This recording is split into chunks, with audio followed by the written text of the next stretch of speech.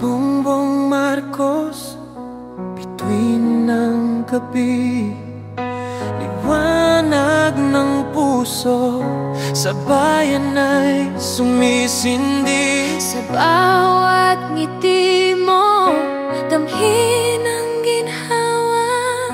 Pagmamahal mo'y tunay, walang kapara. BBM, sa puso mo'y ginto. Bawat Pilipino'y mahalaga sa'yo. Tulong ay bukas kahit kanino man. Sa hirap at ginhawa, ika'y nandyan. Sa ating mga kababayan, hindi magtatagumpay ang anumang paghahanda natin kung wala ang tulong sa inyo. Hiling din namin ang inyong kooperasyon, inyong disiplina, pagmamatyag at bayanihan bilang responsable. Disiplina, umayakap sa'yo.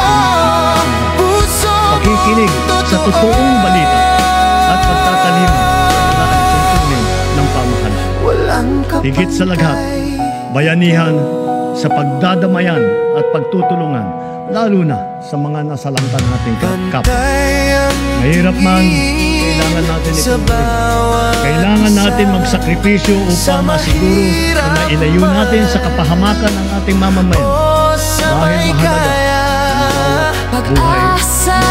Nag-inspeksyon ako at sa naging epekto ng habagat ng bagong kasi ante at emo.